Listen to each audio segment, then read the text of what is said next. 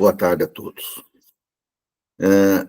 Hoje, nós vamos discutir um pouco vamos discutir uma questão que é extremamente importante, que é a questão dos direitos humanos. É uma questão que nos preocupa há muito tempo e tem estado na minha pauta desde que eu me conheço por gente, desde quando eu estava na adolescência. É uma questão onde a gente já convivia com os desrespeitos aos direitos humanos que promovidos pela ditadura militar. A gente já convivia com algumas culturas que vinham da época do fascismo, que vinham através de professores ou do padre que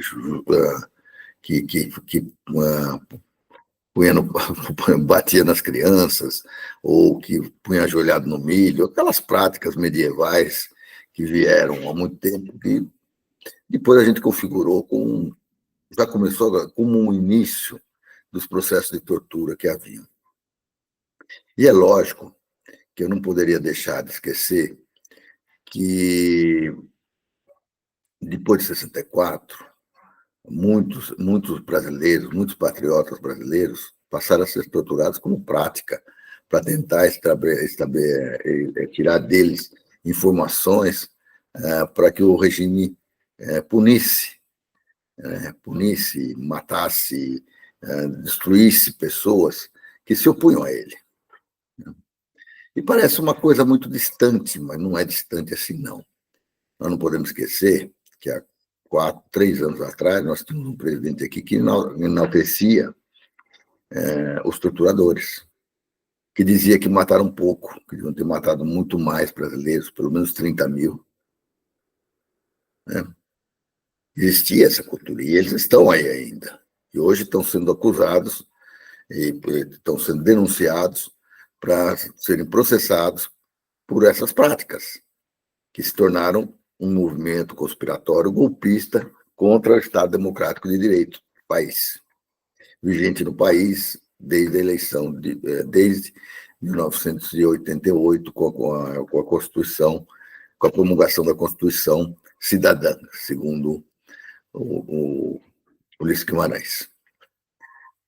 E nós não podíamos, para mim, ainda hoje, que é o dia do nosso programa, que é o dia 1º, ela é mais importante ainda, porque justamente em 1º de março de 1972, eu dei entrada no DOI-CODE de São Paulo, que era um órgão de repressão muito forte do mundo ligado ao Segundo Exército, em que as pessoas eram torturadas, havia casos de estupro, havia casos de tortura e tudo mais, e havia as mortes. Eu entrei num período em que a gente tinha já notícias recentes de muitas mortes acontecidas lá. Do pessoal que era ligado a mim, né?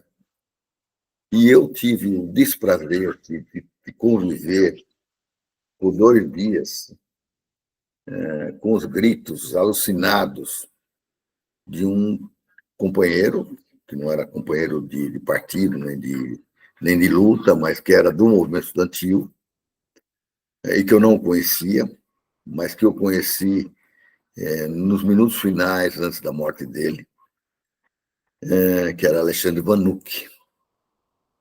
O Alexandre Vanucchi foi preso, foi torturado barbaramente durante 2 dias, e barbaramente fomos todos nós torturados.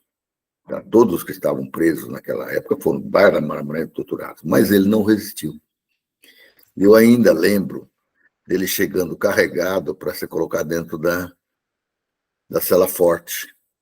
Eu ainda me lembro que naquele dia, depois de 20 dias presos, aproximadamente 20 dias, a gente perde a noção de dias, né? E daquele horror de gritos e pessoas o dia inteiro, era dia e noite, não tinha hora, aquilo era de madrugada. Aquilo teve impacto, inclusive, na vizinhança da região do Ibirapuera ali, que na época aquele lugar era um quarteirão maldito, porque desde a instalação nos 68, acho que foi da Operação Bandeirantes, que depois se chamou DOI-CODE, aqueles gritos eram uma rotina. de pessoas sendo barbaramente torturadas, barbaramente torturadas. E eu furei um esquema e fui falar com o Alexandre. Cheguei a falar com ele algumas palavras, até que me empurraram para dentro da cela de novo, naquele dia foi o primeiro dia que a gente saiu para tomar um pouco de sol, porque a gente vivia trancado, né? Vivia trancado. E eu vi todo arrebentado, com o rosto arrebentado e tudo mais. Achei que ele era mais novo que eu, coisa que ele não era, né? Que ele não era. E cheguei a falar rapidamente com ele. E me jogaram para dentro da cela, e eu fui a última pessoa, vou falar assim, o último ser humano a falar com ele. Porque antes ele só tinha falado com torturadores, provavelmente depois veio a comida, mas veio na mão de torturador. Torturador não é gente, esse é animal, né? Animal. Então fui provavelmente o último, provavelmente não, eu fui o último a falar com ele, em vida. Algumas horas depois, com a prisão do Adriano Diogo, chegou dentro do ICOD, chegou aquela barulheira, bate porta, fecha a porta e não sei o quê, e que todo mundo grita, a festa que eles faziam a cada companheiro que era preso. Vem buscar o Alexandre Vanucchi, que ele estava morto. E daí para frente eu assisti mais uma série de desrespeitos ao ser humano. Dele ser arrastado pelos pés, assim, pelo chão, jogarem água dentro da cela e jogar o Adriano Diogo lá dentro, ainda cheia de coisa. E aí uma série que é o padrão do local, né? Mas isso não é uma questão só que passaram os presos políticos, as pessoas que eram contra o regime da ditadura militar e que lutavam por democracia nesse país, que lutavam por um país mais justo, por um país mais igualitário.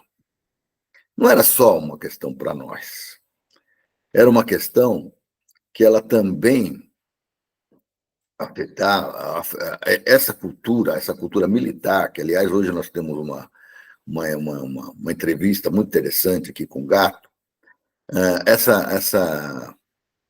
Essa cultura militar de combater o inimigo interno, de não respeitar as pessoas, ela hoje se alastra de ponta a ponta. De ponta a ponta. Até agora, a Guarda Municipal, que foi fundada para cuidar da segurança do patrimônio municipal, passa a ter a função de polícia de militar. E o que está embutido nessa cultura? Nessa cultura, a cultura militar é de combater e de destruir o inimigo. E é isso que eles fazem. E para destruir o inimigo, não interessa quem você destrói também. Querem um exemplo? Olha as guerras que estão acontecendo agora. Quantos inocentes morreram? Veja Gaza. Quantos palestinos foram mortos que estavam nas suas casas, estavam trabalhando, que estavam pensando, que estavam cuidando dos seus filhos, Quantas crianças morreram? Então, essa não é uma questão importante? É lógico que é uma questão importante. Não só isso. Se a gente for olhar mesmo claramente, você vai encontrar direitos humanos sendo desrespeitados a cada segundo. A cada segundo a gente está sendo desrespeitado. E a gente era desrespeitado, inclusive, pelas falas daquele idiota lá que se dizia presidente da República, que vivia falando que tinha que matar, que tinha que não sei o quê, que mostrava metralhador e tudo mais. E aí, estava lá, ó, é um miliciano como os outros. É um miliciano como os outros. Que pegava e pregava essa violência. Não só pregava, como deu aposentadoria de marechal para o maior torturador desse país. Se não o maior, pelo menos o responsável pelo DOI-CODE de São Paulo, na época que se praticou mais desrespeitos ao ser humano. Eu conheci pessoalmente. Eu ainda tenho a marca, quer dizer, a marca não tenho, mas tem a marca moral do tremendo bufeta que ele me deu, que voou meu óculos para todo lado. E lembro ainda dele com o revólver, que ele punha a bala, girava e punha na minha cabeça e apertava. enquanto ele dirigia as torturas a que eu era submetido por mais 3 ou 4. Eu ainda lembro dele, como todo mundo deve lembrar, que esse tipo de pessoas tem que ser destruído. E, graças a Deus, a família Telles conseguiu botar nele a taxa aqui na testa, terro de torturador. Graças à existência da família Telles. Uma família de briga que eu conheci no cárcere. Tanto a Melinha quanto o César. Gente que lutou a vida toda por democracia nesse país. Gente que lutou a vida toda por um país mais justo, igualitário e socialmente justo. Então, hoje, dia 1º de março, é um dia para refletir e pensar que nós não podemos transigir com a questão de direitos humanos. E eu tive a oportunidade de participar no dia 24 agora, passado, na Comissão de Justiça e Paz, a convite do Funari, um advogado amigo meu, que a vida toda lutou por direitos humanos, do momento em que se construiu uma bancada municipal dos vereadores de São Paulo em defesa dos direitos humanos. Ah, mas vereador, o que é vereador? Porra, vereador de São Paulo, para ser eleito, tem que ter mais votos que deputado federal. Então, observe a importância e a importância que essas pessoas têm. Eles estavam lá unidos, 12 vereadores, na luta pela defesa dos direitos humanos. E que é extremamente importante, já que, no Estado, nós temos um governador que tem um secretário de Segurança Pública, senhor como diz o meu amigo Gato, de Hitler, porque ele chama de Hitler, que prega a violência absurda, aberta, a morte das pessoas, a morte das... E do mesmo jeito que aconteceu em Gaza, eles, quando entram em favela, eles vão matando tudo que encontram pela frente. Porque eles foram formados para quê? Para destruir o inimigo. Só que se vier um inimigo externo aqui, eles saem correndo. Mas inimigo interno, eles aprenderam a fazer isso. Destruir a população pobre, sofrida e trabalhadora. Isso eles são especialistas. E são especialistas em exaltar isso, inclusive. A mesma coisa está acontecendo com a Polícia de São Paulo. Que a Polícia de São Paulo. Que agora tem aqui um ex-prefeito aqui de uma cidade que eu morava, Orlando Morando, como grande capo da Secretaria de Coisa, e que agora está montando a Polícia Metropolitana, que vai ter funções que não deveriam ser da Polícia, da Guarda Civil Militar.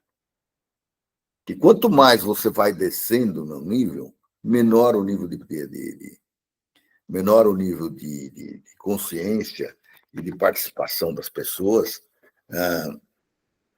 de treinamentos, e você começa a colocar armas poderosíssimas, armas de guerra na mão dessas pessoas, e a insuflá-los a matar. E eles ficam felizes quando matam, porque eles sabem que serão protegidos pelo Estado. Por um Estado perdulário, safado, e que não conhece os seus objetivos básicos, que uma das questões básicas é a defesa da população brasileira, a defesa da sociedade brasileira. Então, companheiros, hoje, um dia de triste memória para mim, dia que passei 48 horas sob intensa tortura a partir daquela data, né? Sob intensa tortura. Depois diminuiu a tortura, mas continuei sendo torturado, porque eles tentam quebrar o ânimo da pessoa, a coisa nas primeiras 48 horas, e depois eles vão chamando para continuar lembrando o que eles estão mandando. E eu passei lá, nesse período, preso, naquela época, 48 dias. 48 dias em que o sofrimento das pessoas, o sofrimento de famílias inteiras eram torturadas a mando daqueles bandidos que nunca tiveram qualquer noção do que é ser um ser humano. Eles foram treinados para isso. Foram treinados para isso. E é isso que nós queremos dos nossos militares. É isso que nós queremos deles. Até hoje tem medo de discutir. Cadê os mortos que não foram entregues às suas famílias? Que absurdo maior que esse? A Constituição é de 1988. Ou seja, 47 anos. 47 anos depois, não, 37 anos depois, nós temos ainda pessoas desaparecidas. Porque nós temos medo de enfrentar o exército e falar assim: eu quero que você preste conta disso, das Forças Armadas que prestem conta. Porque ainda eles impõem, ainda tentam golpes, ainda formam golpistas nas suas escolas, ainda formam milicianos, porque a milícia veio de lá também. Então, para terminar meu comentário, fora derrite e todos os derrites que existem nesse país, tá? E nós não podemos esquecer que a Polícia de São Paulo não é a única. Nós temos a Polícia da Bahia também, governada por um partido progressista, mas que insiste nas mesmas práticas iguais aos derrites daqui. Idêntica. Que invade comunidade, que mata pessoas inocentes, que mata coisa em nome do quê? Que põe armas na mão de gente despreparada e fazendo o papel de militares que aprenderam a lutar contra o seu próprio povo, porque é isso que as Forças Armadas fizeram a vida toda. Lutaram contra seu próprio povo em defesa de interesses espúrios. Foi assim no golpe de 64, foi assim quando outros golpes ocorreram nesse país, quando revoluções populares aconteceram nesse país. Ela nunca esteve ao lado do povo. E nós pagamos caro para sustentar essa gente. Sustentar esta gente, suas famílias, mulher, filho, neto, vó, tudo que vai entrando na linha sucessória e que ficam dependentes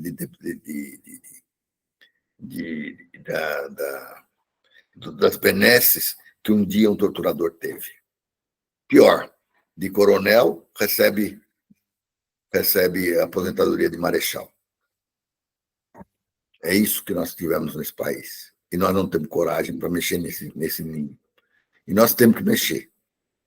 Se nós queremos falar em direitos humanos nesse país, nós temos que entender claramente aonde a gente tem que atuar e como a gente tem que atuar.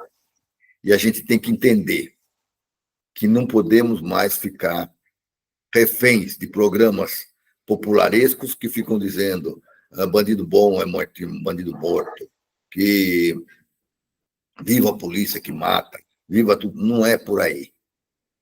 Não é por aí. A polícia tem um papel: investigar, de prender, retirar da sociedade, mas dar o direito justo ao justo julgamento, segundo as leis brasileiras, fazer com que se cumpra a lei.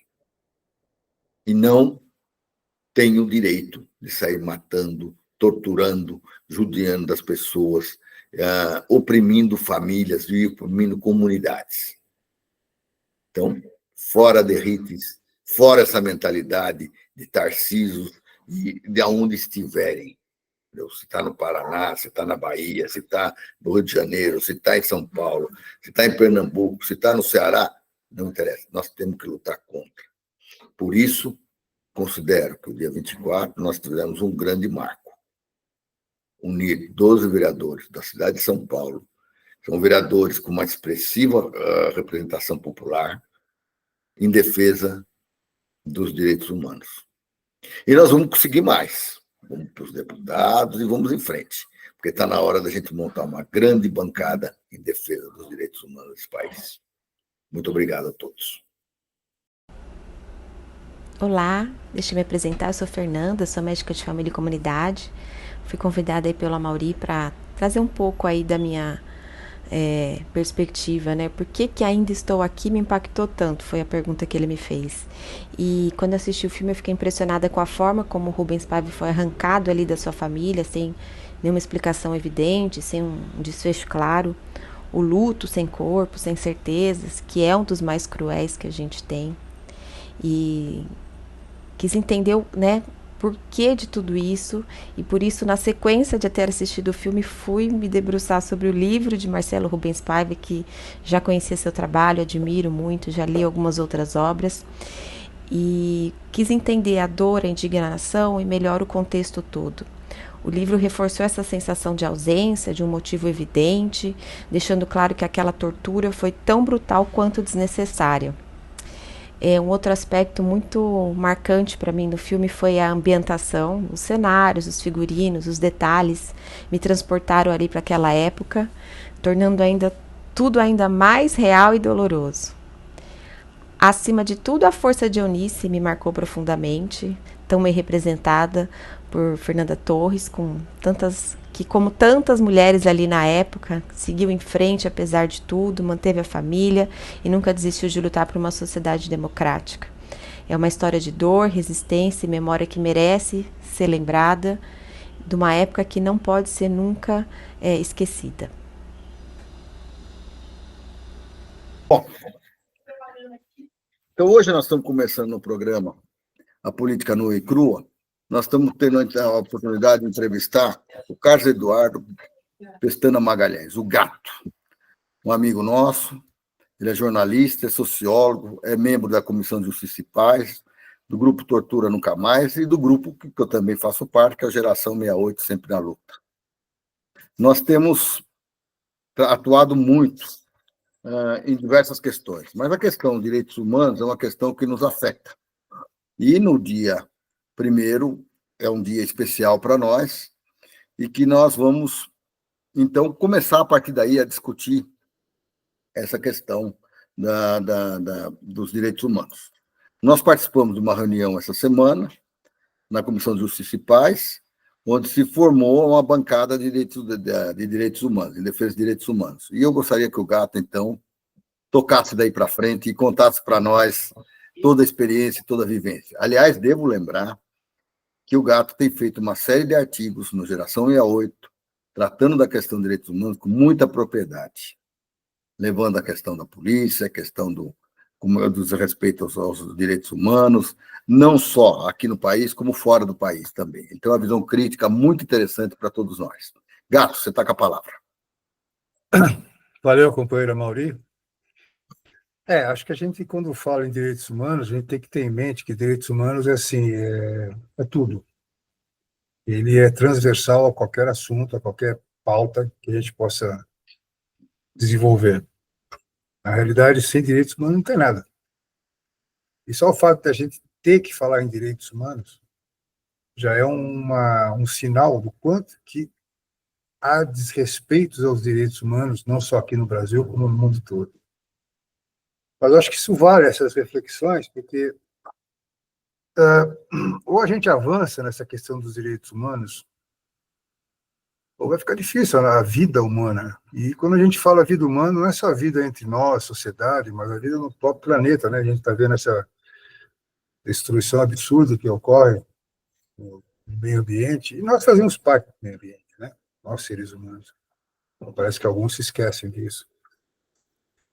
Mas tentando afunilar um pouco esse nosso papo, porque ele é muito amplo, como você bem colocou, nós conseguimos, na reunião do grupo contra a criminalização dos movimentos sociais, onde a Comissão de Justiça e Paz faz parte, entre outras entidades, a gente conseguiu que eu espero que seja um grande avanço, em formar uma bancada de vereadores, uma bancada de defesa dos direitos humanos na Câmara Municipal de São Paulo. E se isso realmente acontecer, se isso realmente se solidificar, vai ser um grande avanço para todos nós. Mas eu acho que a pauta de direitos humanos ela vai estar mais presente nesse cenário político partidário, político institucional que seja. E, como eu já falei, é uma pauta fundamental para a gente. E sem falar que você mesmo mencionou a questão das PMs. Você sabe que eu tenho uma visão muito própria, não é muito bem acolhida ou recebida ou entendida, sei lá, por parte o nosso campo da esquerda, onde as pessoas, de maneira geral, elas confundem polícia com militar. Eu parto do princípio que no Brasil não tem polícia, estrito sensu. Por que eu penso assim? A polícia é uma corporação voltada para a defesa ou defender a cidadania, os cidadãos, os crimes, todos os crimes. E é uma corporação, ela está vinculada à sociedade civil, ela está sob controle da sociedade civil, ela responde à sociedade civil, ela responde ao judiciário como qualquer cidadão, como qualquer pessoa, ou seja, o policial, ele é um cidadão que tem uma função determinada na sociedade, ele é um trabalhador. A polícia, ela tem a obrigação de atuar na sociedade de forma preventiva, utilizando métodos científicos. A gente vê aquelas séries americanas, CSI, né? Uhum. Forma científica de você trabalhar e investigar um crime, seja ele qual for. A polícia, ela não sai para matar pessoas, ela não sai para atirar em pessoas. A função da polícia é prender o suspeito após um processo de investigação, coleta de provas, etc., para que esse suspeito seja julgado, todo o direito de defesa, e, se culpado, se o julgamento decidir que ele é culpado, ele vai ser preso. Quer dizer, basicamente, essa é a função de uma corporação policial. É aquilo que a gente vê nos filmes, nas séries, qualquer série do Netflix, a gente vê uma série policial passada, sei lá, na Inglaterra, nos Estados Unidos, na Noruega, na Finlândia, na Polônia. Uhum. A gente vê esse processo. Quer dizer, não é nada de novo. Só que a gente não vê esse processo no Brasil, porque aqui não existe polícia. O que existe são corporações militares ligadas ao Exército, chamadas as PMs, Polícia Militar, que é o hibridismo brasileiro. O conceito de polícia é uma coisa, o conceito de militar é outra coisa. Eles não se juntam, não se complementam. Então, quando a gente fala em direitos humanos, você vê a atuação de uma corporação militar chamada PM, ou de outras corporações ditas policiais, mas militarizadas, como a própria Polícia Civil, como a GCMs, que agora tendem a virar Polícia Metropolitana, outra PM, ou como Força Pública, a Força Nacional, ou como a Polícia Penal, que é uma nova polícia que o capitão genocida golpista de São Paulo criou. Uhum. Ou seja, você vê que nós estamos cercados por corporações repressivas de caráter militar ou militarizadas. E o que o militar faz? O militar ele não é adestrado, ele não é treinado para policiar, estrito sensu. Ele é adestrado para quê? Para combate, para guerra, para uso intensivo das armas, em última instância, para matar. Essas cenas que a gente vê no cotidiano de polícia, desculpa, olha como é forte essa questão que é da palavra polícia, não é polícia.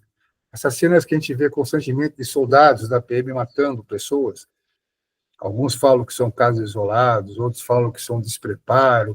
Não, gente, não é despreparo, nem é caso isolado, é a lógica, é o procedimento padrão.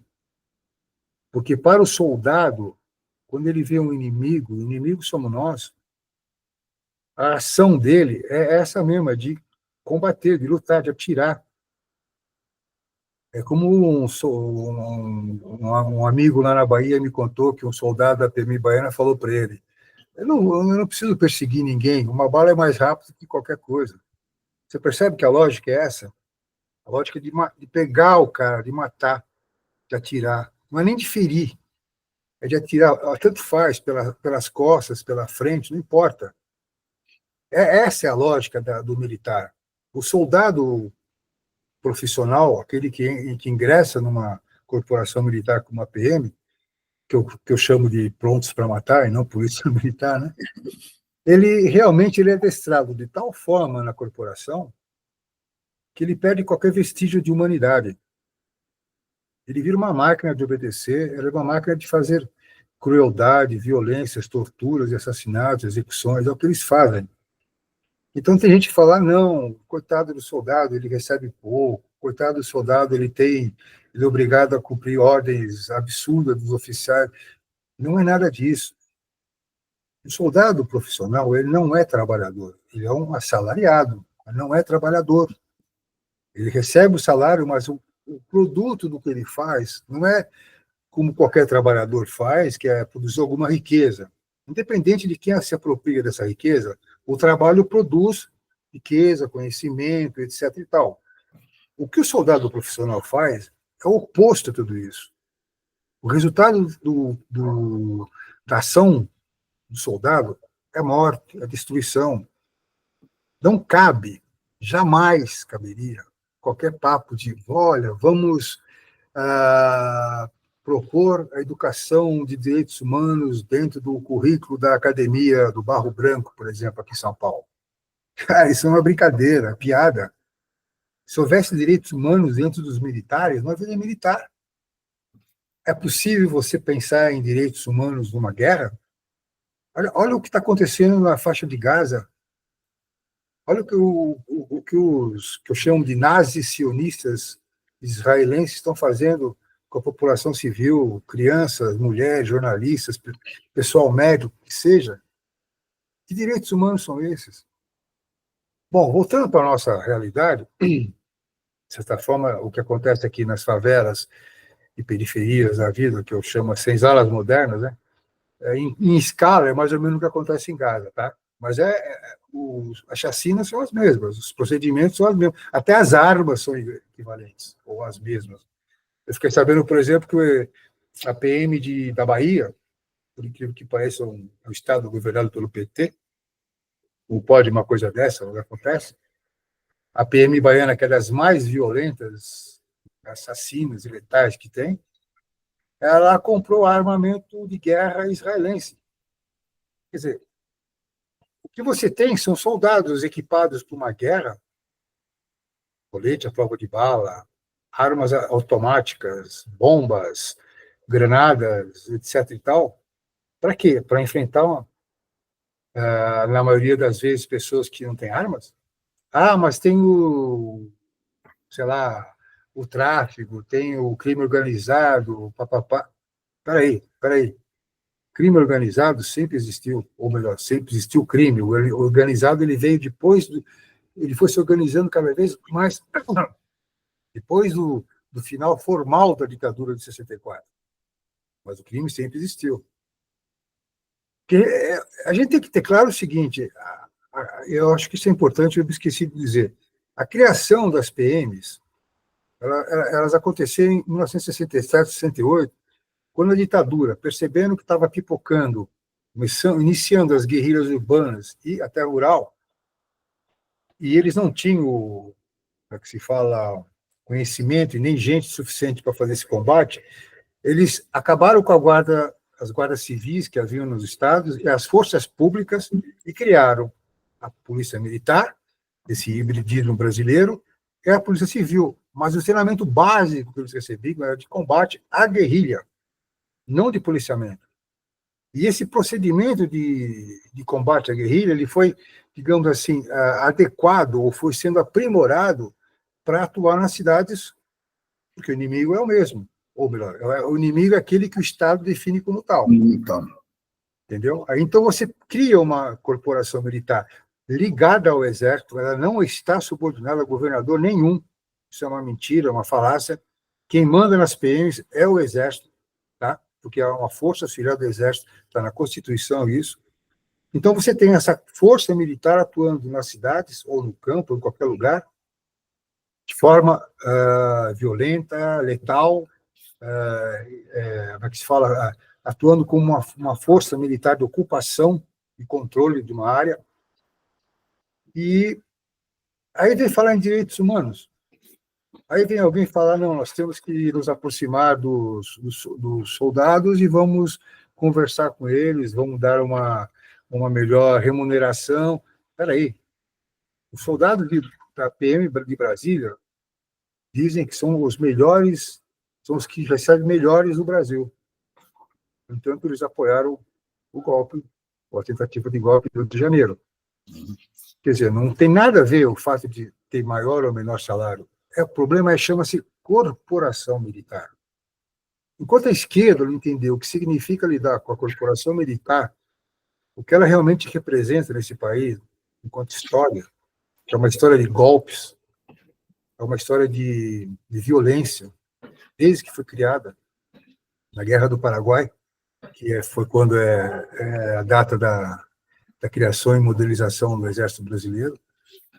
Se a gente sabe que o Exército Brasileiro matou mais brasileiros aqui dentro do que inimigo fora, essa é a nossa realidade. E eu acho que a gente tem que enfrentar essa realidade no sentido de primeiro entendê-la para depois a gente fazer propostas. A gente sabe que segurança pública não existe, segurança pública sempre foi privada, é uma segurança pública pública, entre aspas, para o capital, para as grandes empresas, etc. e tal, e é militar. Os militares continuam aí. Se nós ainda estamos aqui, eles também. Enquanto isso, a gente fica brincando de, não, são policiais. Não são policiais, são soldados. Soldado é outra coisa. Militar é uma coisa, polícia é outra. No Brasil, não. No Brasil, militar é polícia. Por quê? Porque a tradição desse país histórica, no meu modo de entender, foi sempre essa. O exército, ou os militares como polícia dentro do país. Tá? Então, eu acho que a gente tem que ter tentar ter essa compreensão, para a gente fazer um debate, para que a esquerda tenha claro o que ela entende como segurança pública. Não vai ficar colocando mais armas, mais soldados, mais viaturas, mais repressão, porque essa tem sido ainda o papo da esquerda, de maneira geral. Fica repetindo o que a direita faz, não, mas é que o povo quer mais soldado. Não, o povo não quer mais soldado, o povo quer segurança, mas ele quer segurança pública, ele quer segurança no trabalho, quer ter segurança nas escolas, ele quer maior presença do Estado dentro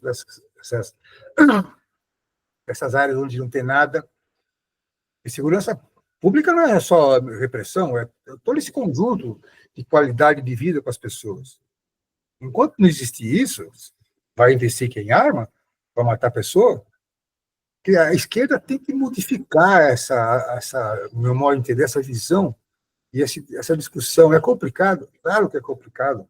A gente tem 500 anos de opressão, de violência, de tudo que se possa imaginar de ruim com o povo desse país. A escravidão nunca acabou, ela continua da mesma forma, quer dizer, com uma outra roupagem, com uma outra aparência, mas a escravidão não acabou de fato. Como é que você vai segurar escravo? Na violência.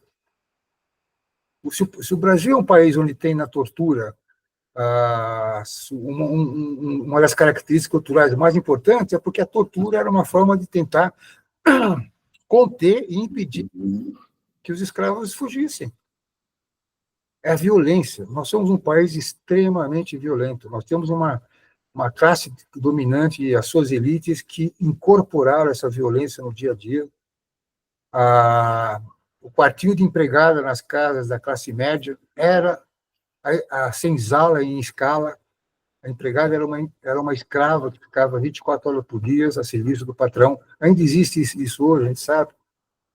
Quer dizer, eu acho que esse padrão é difícil de mudar. Claro que é, porque eu diria que o favelado, escravo moderno, de alguma forma, ele acabou introjetando essa violência no seu dia a dia. Ele recebe essa violência de tal forma que é quase que uma coisa normal.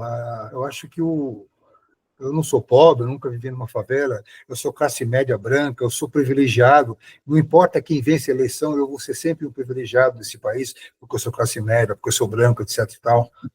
Mas eu imagino que uma pessoa que vive na favela, que vive nessas circunstâncias, a preocupação dele é viver até o dia seguinte, que não sabe o que vai acontecer. Aquela tal da bala perdida, que não é perdida, é até destino, né? Claro, ela tem endereço certo, a gente sabe para onde vai, a cabecinha que vai receber essa bala. Quer dizer, sabe, essas pessoas não têm esperança, não têm opção, não têm projeto, não tem ninguém que, sabe? Aí fala, mas aí fica difícil, a gente tem que convencer ele que tem que votar naquele candidato para a esquerda. Não é assim que funciona. As PMs, a violência, o medo, é a maior marca dos regimes autoritários de tipo fascista, ou o novo fascismo, que é o que está acontecendo no país. Nós não vivemos uma democracia, a gente sabe disso, a gente vive. Eu, branco, classe média, eu vivo. Eu sou um cidadão. O povo não é. E vai reclamar? Recebe bala da PM. Isso é uma questão que você coloca, é interessante, né? Porque quando começaram as GCMs, eu me preocupava um pouco com que rumo elas iam tomar.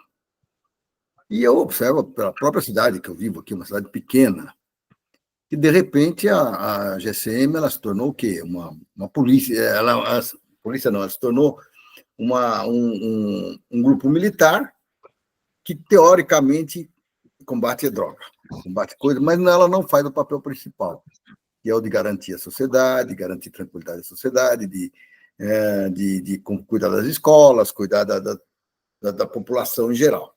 Ela não faz isso. E aí o povo vibra com essa questão. E isso é batido pela imprensa constantemente. E aí tem uma questão que tem que ser avaliado, que é o lado do militar mesmo, o militar. E aí parte das Forças Armadas. O que nós ensinamos nessas escolas? Antigas lições de morrer pela pátria e viver sem razão.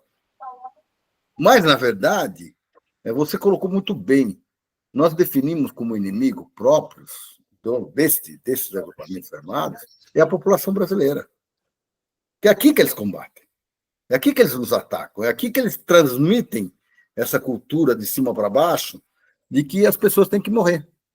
E quando acontecem episódios como aconteceram no Guarujá, ou como acontece na Bahia, ou em outros estados de grande comoção, eles se apresentam como os heróis, porque eu estou defendendo as pessoas. Mas estão defendendo o quê?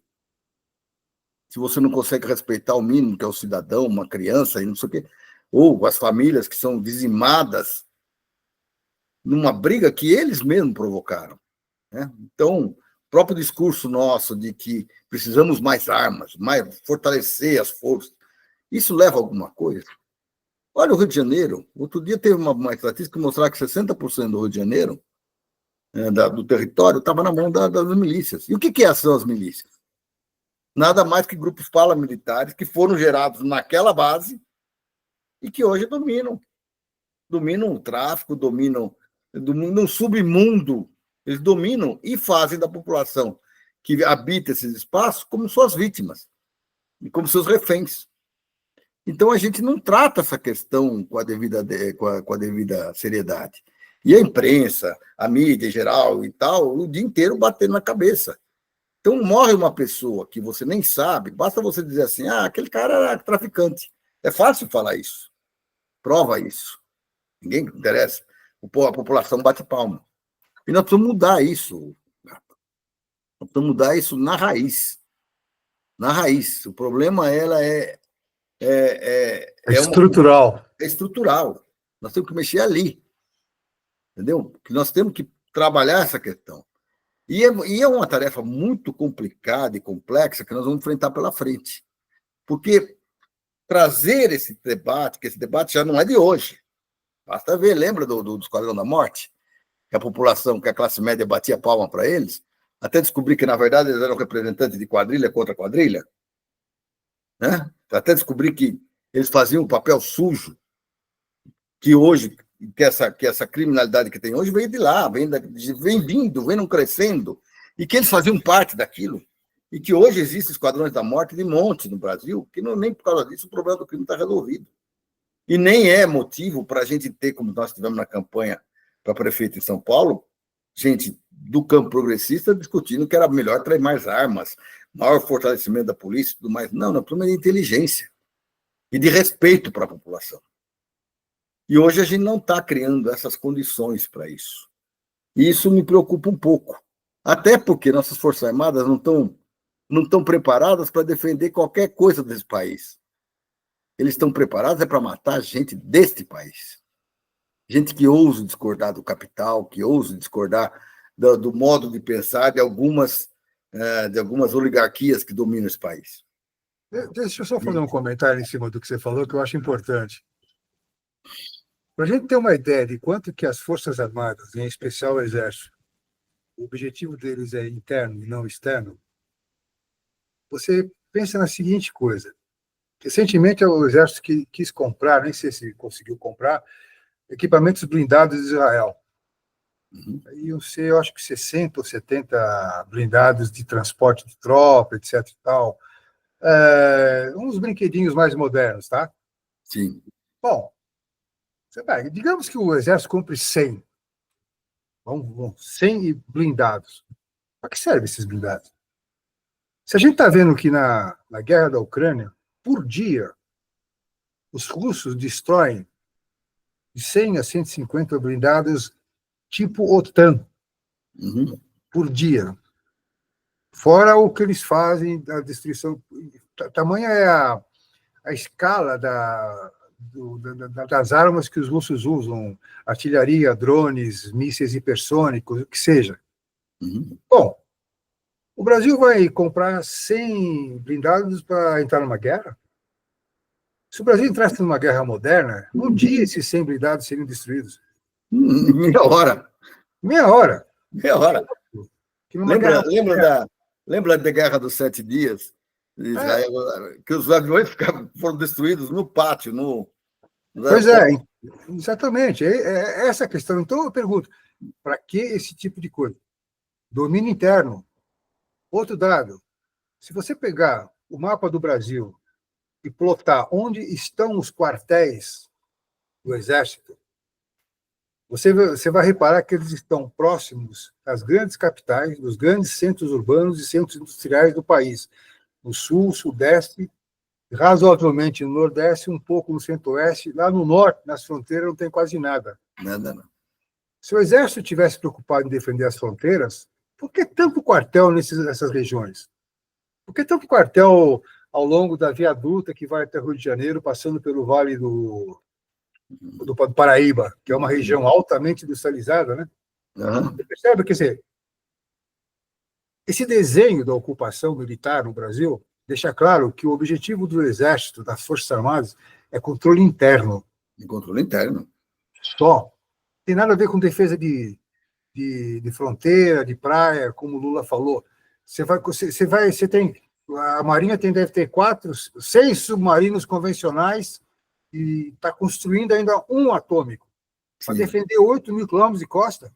Não, é brincadeira. É brincadeira. É brincadeira. Eu estive na Bahia recentemente, estava atracado no porto lá de Salvador, 6 navios da Marinha de Guerra. Cara, eram navios que parecia que estava na Segunda Guerra Mundial. É igual aqueles tanques que a gente viu desfilando lá em Brasília. Exatamente. Fumaça. Você vê? Não tem. O que as pessoas precisam ver é o seguinte: militar no Brasil só tem uma função: controle interno. Sim.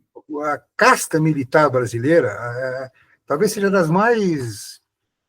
Nem sei que palavra usar. Porque... Não, e aí é interessante você ver que eles têm esse controle interno e sem nenhum respeito por ninguém. Nenhum. A população é o escudo dela. É o escudo dela. Passa fogo.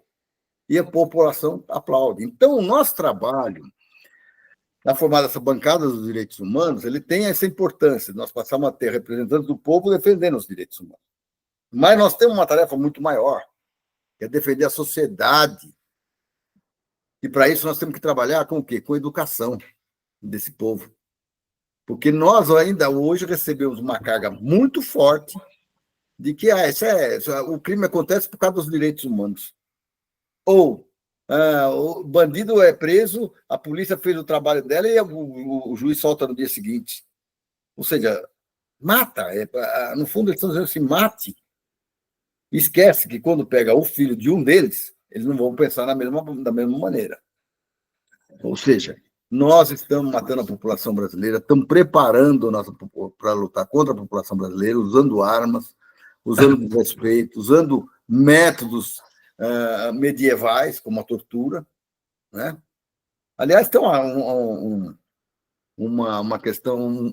Eu lembro de um diálogo, eu estava sendo torturado lá no DOI-CODE de São Paulo. E no meio da conversa, acho que eles tinham uma preocupação em não serem julgados depois, que acabaram não sendo mesmo. O cara falou assim: olha, estou aqui, estou fazendo isso com você, porque eu não quero estar na Araguaia, porque lá a barra pesa. Então você, como é representante do partido que está lá na Araguaia, você vai se ferrar. Entendeu? Então, esta é a lógica deles. É a lógica deles. Porque na hora de enfrentar o inimigo externo, ele não está preparado. Mas para enfrentar o interno, é fácil. Claro, não tem arma. Não tem arma. Estamos ali, cara dura, um estudante, né? Um estudante, como eu vi isso, Gato. Eu vi porque eu fui a última pessoa a falar com ele vivo. Foi o Alexandre Vanucci. Ser torturado 2 dias inteiros, você conhece ele como estudante, 2 dias inteiros. Eu consegui falar com ele na hora do almoço, quando ele trouxeram ele carregado para Cela Forte. Naquele dia eu estava 21 dias preso. Naquele dia eles tinham deixado de tomar um sol e eu corri para falar com ele. E falei poucas palavras com ele, aí me empurraram para dentro de cela de novo. Dali a pouco, quando vieram buscar ele estava morto. Morto do quê? Daquilo que eles sabem fazer. Torturar, matar. Um menino, eu achava que ele era mais novo que eu. Ele era poucos meses a mais do que eu. Nós tínhamos quantos anos naquela época? Eu tinha 21, ele devia ter 22. Um menino, com o rosto todo arrebentado. Isso eles sabem fazer. E fazem bem nas delegacias, no dia a dia. Até hoje, não. Estou falando isso hoje, porque é o método deles de atuação. Eu acho Ou aquele caso que nós vimos outro dia do menino que era médico, que estava com um pane mental qualquer, que o cara pega e mata um rapaz daquele, sozinho. O que é isso? É isso aí, o que você está falando é real. A tortura vive no Brasil no estado da arte, como os militares gostam de falar, né? Estado da arte. Deixa eu só te contar uma história, porque você falou de uma coisa que é importante, que as pessoas não fazem bem essa ligação. Naquelas chacinas que aconteceram lá na Baixada Santista, eu estive lá junto com um grupo. Nós fomos nas 3 favelas onde ocorreram as mortes, as chacinas, no Guarujá, São Vicente e lá em Cubatão. E realmente, a operação de guerra que fizeram lá é uma coisa assim digna de uma Gestapo, de uma SS nazista, ou mesmo do que os nazis sionistas estão fazendo lá em Gaza. Mas uma coisa que acho que só eu vi, só eu fiquei sabendo, eu até divulguei na época. Eu estava conversando, eu sou jornalista, como você falou, e eu gosto de ficar fuçando as coisas, né? Aí eu estava conversando com o pessoal de uma entidade, que eu não me lembro o nome agora, de direitos humanos, que atua nas favelas, lá em São Vicente. Aí o cara chegou para mim e falou assim: você conhece a história do porquê que os caras vieram aqui? Eu falei: bom, conheço a história de que, como mataram o soldado, eles vieram nessa operação de vingança, coisas. Ele falou assim: não é bem assim, não, tem outras versões. Eu falei: quais são? Uma versão é o seguinte: todos nós sabemos aqui que a PM recebe dinheiro do PCC aqui, de quem controla o tráfico aqui nessa favela. Na região, é isso aí. Na região. Eles têm um acordo que pagam, etc. Então, o que pode ter acontecido é o seguinte: ou o soldado veio para cá encontrar com alguém da liderança para pedir mais dinheiro do que o acertado, e ele foi morto por esse pessoal, ou, também é uma possibilidade, os amigos ou os comparsas da PM, ao saberem que ele tinha vindo para a favela para conseguir mais dinheiro e assim melar o acordo, talvez o tenham matado. Para evitar esse ele furou o esquema, né? Ele furou o esquema, exatamente. Bom, na hora que eu peguei essa informação, eu divulguei na época, tá? Mas, pelo jeito, não houve repercussão. Aí as pessoas falaram: não, como é que pode? Cara, ele falou assim para mim: aqui do lado da favela, um pouco mais adiante, em direção à Praia Grande, tem um lugar onde todo mundo sabe que tem umas casas, tipo mansão, que são da liderança do PCC, das lideranças locais, do tráfico e tal. Você não vê uma viatura da PM, você não vê uma viatura policial, não vê nada. não. Quer dizer, todo mundo sabe, inclusive é óbvio que ele sabe, está tudo bem. Agora, lá na favela, que é o ponto, tá? Se acontece algum problema, eles invadem numa operação militar e massacram as pessoas. Massacram. Essa é a realidade. Quer dizer, polícia não é isso. Aliás, você me fez lembrar, falando do Guarujá, aquele menino, acho que é Leão o nome dele. É esse nome, que o pai, o paralítico, foi morto, Paralítico. e na sequência, poucos meses depois, matam a criança também. Exatamente. Ou seja, Exatamente. não tem o mínimo respeito por nada. Não. E aí você escuta o nosso governador falar, não, está tudo certo. Não, nosso governador não, ele não é. Ele é do Estado. Mas ele e o seu secretário Aliás, alguém. De Hitler. É? O De Hitler. É, De Hitler. O De Hitler. Fora o De Hitler, né? Ou então o SS De Hitler, como diz o jornalista Bob Fernandes. É verdade. Então nós temos que essa palavra de ordem dos derrites da vida que tem pelo Brasil inteiro, nós temos que acabar com isso. Isso é uma luta muito árdua. PM é um grupo de extermínio. É um grupo de extermínio do Estado. A gente tem que ter claro isso. Não, e eles são formados para isso. Para isso, exatamente para isso. Eles não estão formados para defender a sociedade, não, eles estão formados para matar, preparados para matar. E é essa a mensagem que a gente gostaria de deixar nesse programa de hoje. Eles são preparados para matar, só servem para matar e não estão em defesa da sociedade brasileira. Por isso, nós temos que nos fortalecer e sair montando nossos grupos em defesa dos direitos humanos e mudando a mentalidade das pessoas. Que a sociedade não pode compactuar com isso. Estou certo? Certíssimo. Então tá bom. Muito obrigado, Gato, por essa entrevista. Eu vou te chamar várias vezes. Sabe que eu tenho pelo seu trabalho. Aliás, até teve uma brincadeira. É recíproco, né? Teve uma brincadeira, uma pessoa lá, que não é muito amiga nem minha nem sua, falou: não, os dois são iguais. Somos iguais porque nós somos na briga. Ainda bem, que bom, né? Ainda bem, não foi? É isso aí. É sinal de que nós estamos na briga certa. Sem dúvida, sem dúvida. Tá certo, meu amigo. Muito obrigado. Então. Obrigado a você. Tchau. Olá, eu sou Paula Monteiro, tenho 42 anos e hoje eu estou aqui para contar um pouquinho da história da minha família e de como o filme Ainda Estou Aqui impactou a nossa vida, né? Eu acho que é importante a gente falar sobre isso num momento tão delicado que a gente está, um mundo polarizado, né? Eu cresci vendo as marcas de tortura nas costas do meu pai e não entendia muito sobre isso, até criando maturidade. E eu fui conhecer a história do meu pai, que ele foi uma pessoa torturada na ditadura, ele foi preso no DOI-CODE, era líder estudantil e, como todas as pessoas de consciência daquela época, ele lutava pela democracia, pela liberdade. E com o tempo eu fui entendendo, estudando, lendo livros e vendo a importância que meu pai tem na história.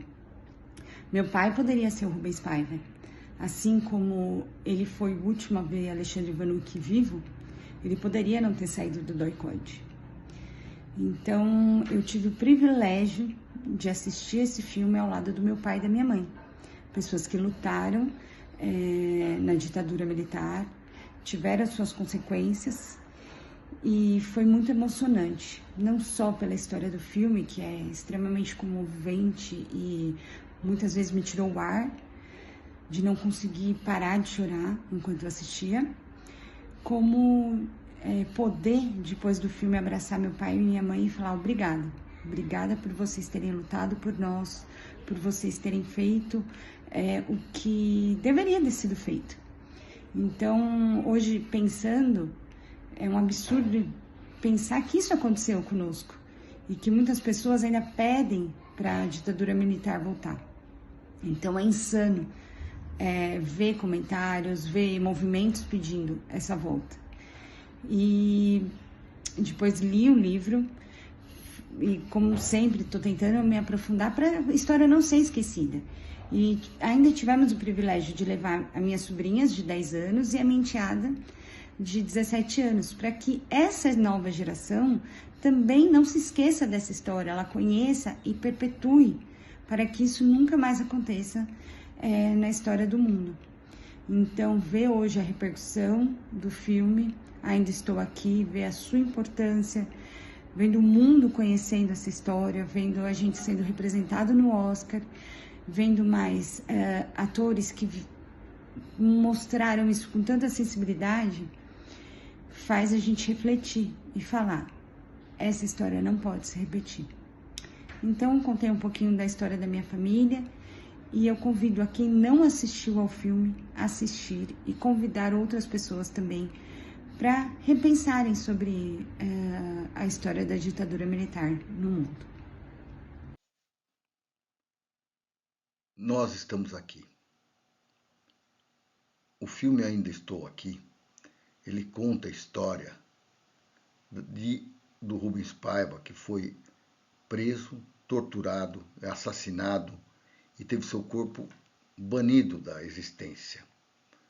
A família não teve o direito de chorar sobre ele, não teve o direito de enterrá-lo, não teve o direito de homenageá-lo, nem seus amigos. E assim muitos brasileiros patriotas que lutaram contra a ditadura militar, que lutaram por um país mais justo e igualitário, também não tiveram esse direito e continuam não tendo. Por isso, concordo com a tese que está sendo discutida no STF hoje, de que são crimes continuados. E que as pessoas que os praticaram não merecem anistia. Mesmo que o crime seja mas ainda, torturar, matar, extorquir,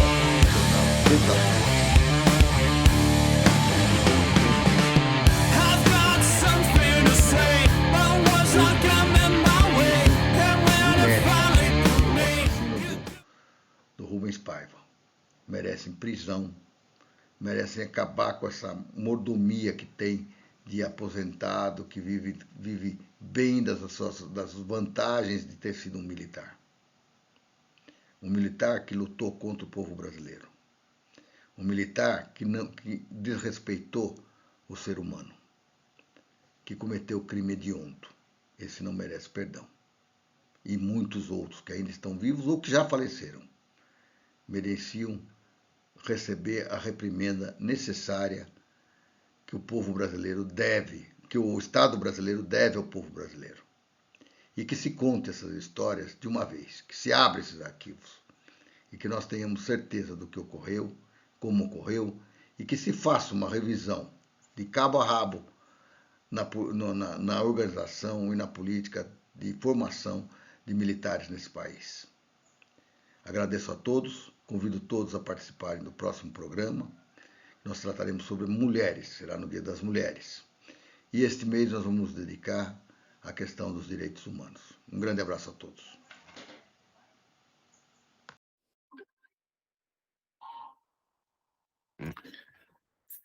Boa tarde a todos. Hoje nós vamos discutir um pouco vamos discutir uma questão que é extremamente importante, que é a questão dos direitos humanos. É uma questão que nos preocupa há muito tempo e tem estado na minha pauta desde que eu me conheço por gente, desde quando eu estava na adolescência. É uma questão onde a gente já convivia com os desrespeitos aos direitos humanos que promovidos pela ditadura militar. A gente já convivia com algumas culturas que vinham da época do fascismo, que vinham através de professores ou do padre que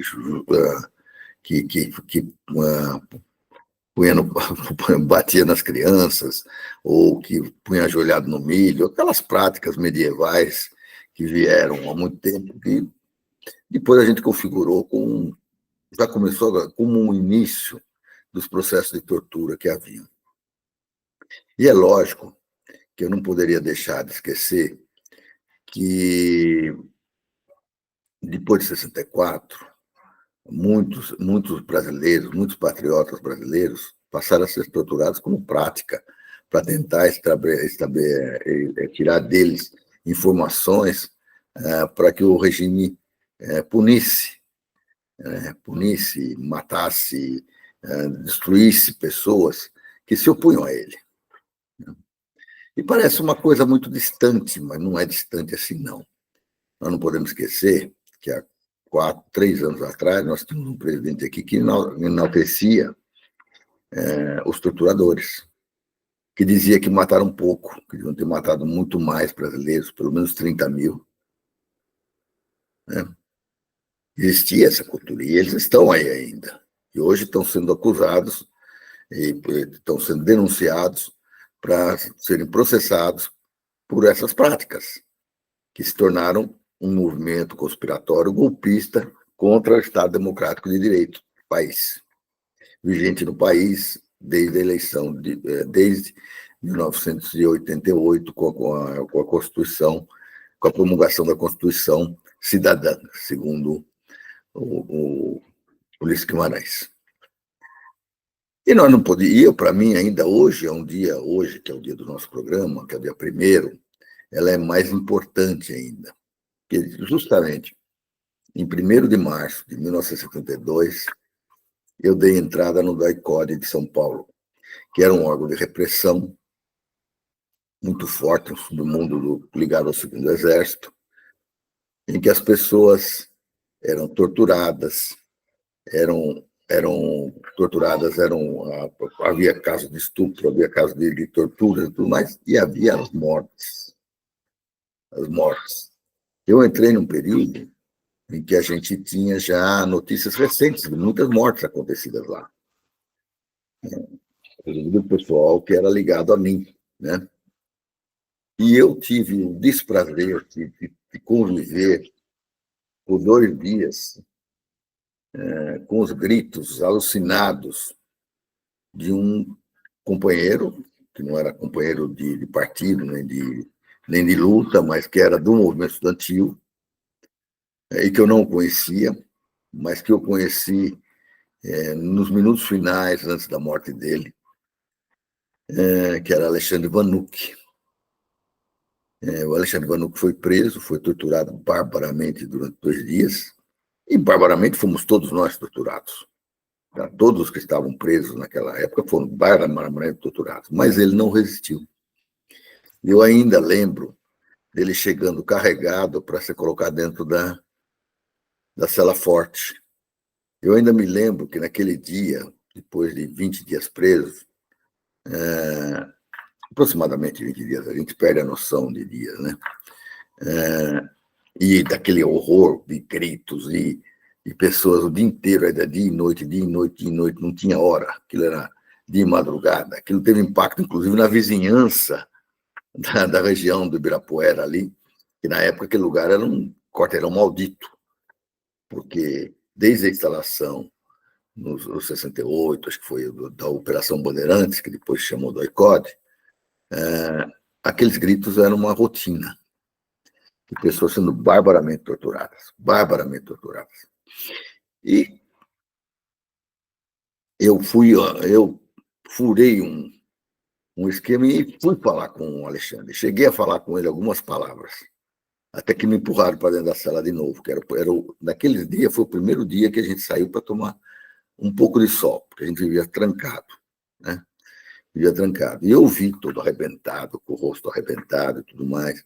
Achei que ele era mais novo que eu, coisa que ele não era, né? Que ele não era. E cheguei a falar rapidamente com ele. E me jogaram para dentro da cela, e eu fui a última pessoa, vou falar assim, o último ser humano a falar com ele. Porque antes ele só tinha falado com torturadores, provavelmente depois veio a comida, mas veio na mão de torturador. Torturador não é gente, esse é animal, né? Animal. Então fui provavelmente o último, provavelmente não, eu fui o último a falar com ele, em vida. Algumas horas depois, com a prisão do Adriano Diogo, chegou dentro do ICOD, chegou aquela barulheira, bate porta, fecha a porta e não sei o quê, e que todo mundo grita, a festa que eles faziam a cada companheiro que era preso.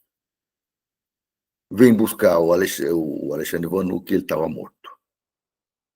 E daí para frente eu assisti mais uma série de desrespeitos ao ser humano. Dele ser arrastado pelos pés, assim, pelo chão, jogarem água dentro da cela e jogar o Adriano Diogo lá dentro, ainda cheia de coisa. E aí uma série que é o padrão do local, né? Mas isso não é uma questão só que passaram os presos políticos, as pessoas que eram contra o regime da ditadura militar e que lutavam por democracia nesse país, que lutavam por um país mais justo, por um país mais igualitário. Não era só uma questão para nós. Era uma questão que ela também afetava essa cultura militar, que, aliás, hoje nós temos uma entrevista muito interessante aqui com o Gato. Essa cultura militar de combater o inimigo interno, de não respeitar as pessoas, ela hoje se alastra de ponta a ponta. De ponta a ponta. Até agora, a Guarda Municipal, que foi fundada para cuidar da segurança do patrimônio municipal, passa a ter a função de polícia de militar. E o que está embutido nessa cultura? Nessa cultura, a cultura militar é de combater e de destruir o inimigo. E é isso que eles fazem. E para destruir o inimigo, não interessa quem você destrói também. Querem um exemplo? Olha as guerras que estão acontecendo agora. Quantos inocentes morreram? Veja Gaza.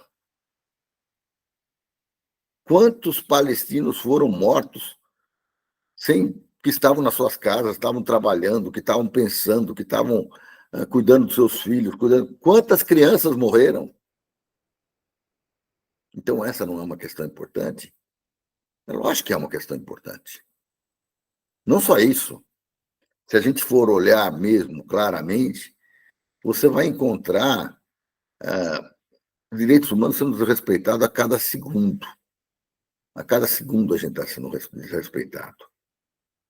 E a gente era desrespeitado, inclusive, pelas falas daquele idiota lá que se dizia presidente da República, que vivia falando que tinha que matar, que tinha que não sei o quê, que mostrava metralhador e tudo mais. E aí, estava lá, ó, é um miliciano como os outros. É um miliciano como os outros. Que pegava e pregava essa violência. Não só pregava, como deu aposentadoria de marechal para o maior torturador desse país. Se não o maior, pelo menos o responsável pelo DOI-CODE de São Paulo, na época que se praticou mais desrespeitos ao ser humano. Eu conheci pessoalmente.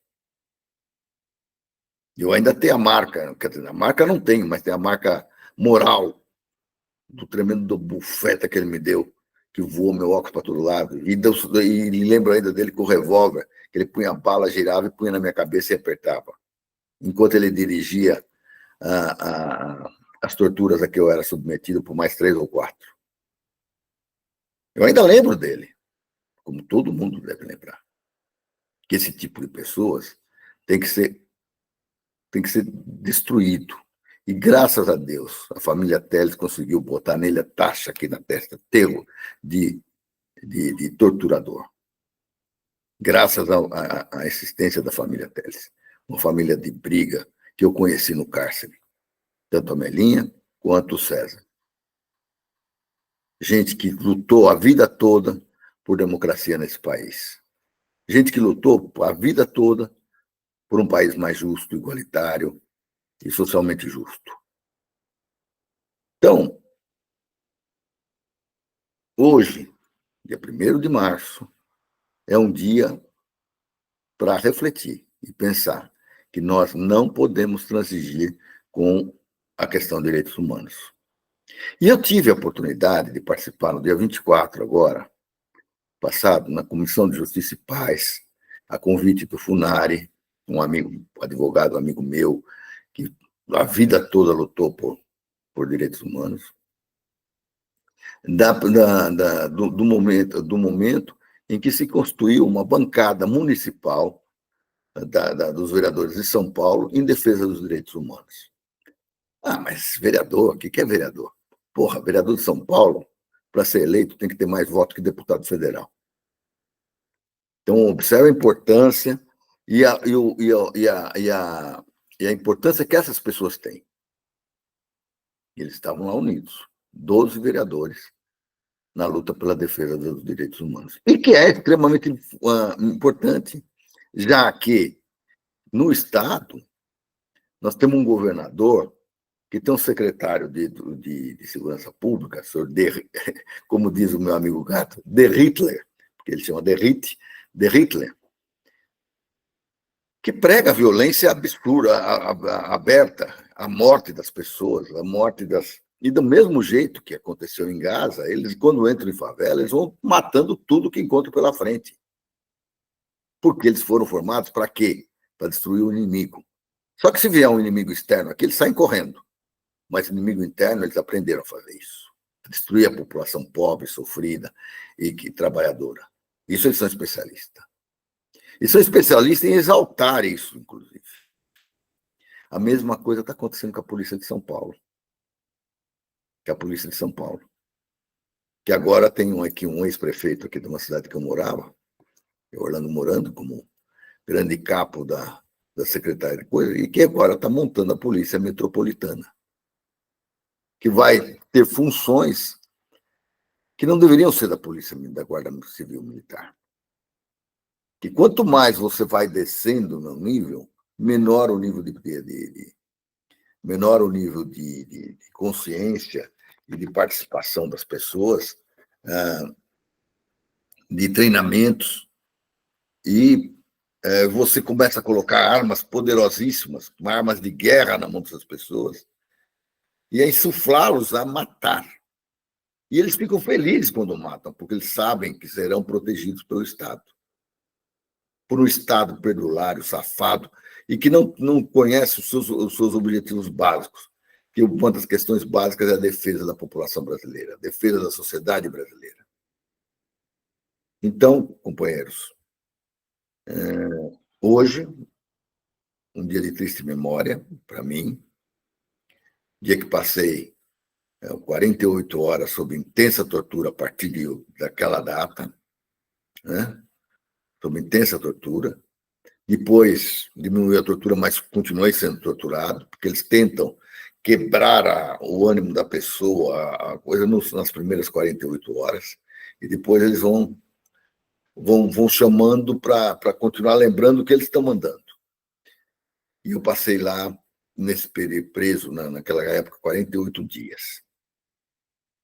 48 dias em que o sofrimento das pessoas, o sofrimento de famílias inteiras eram torturadas a mando daqueles bandidos que nunca tiveram qualquer noção do que é ser um ser humano. Eles foram treinados para isso. Foram treinados para isso.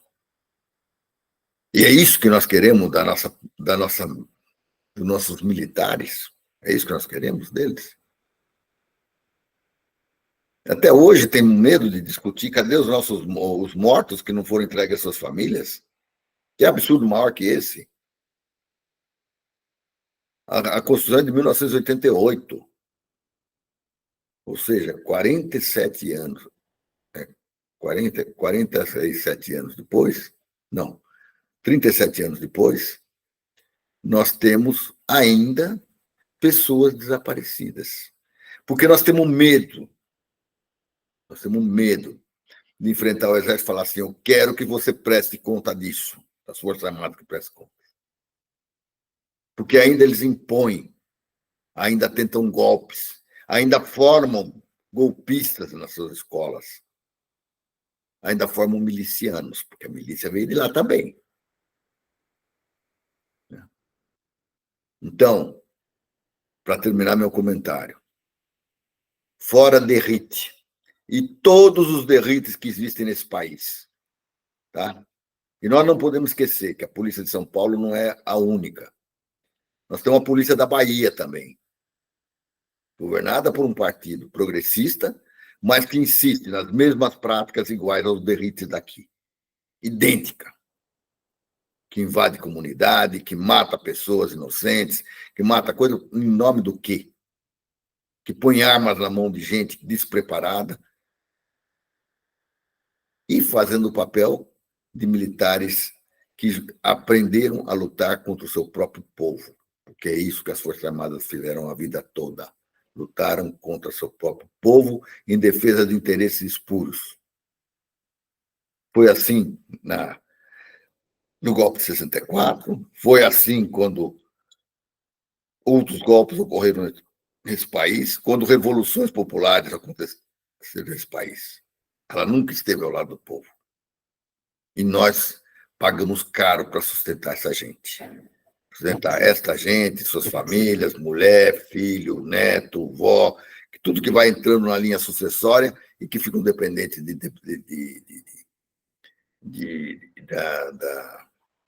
das benesses que um dia um torturador teve.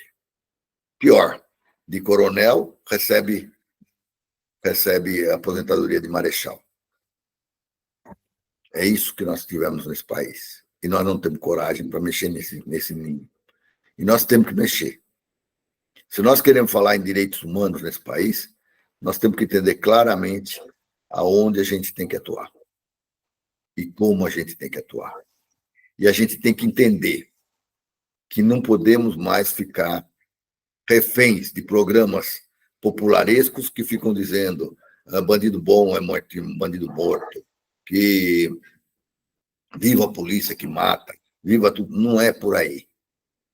Não é por aí. Polícia tem um papel: investigar, de prender, retirar da sociedade, mas dar o direito justo ao justo julgamento, segundo as leis brasileiras, fazer com que se cumpra a lei.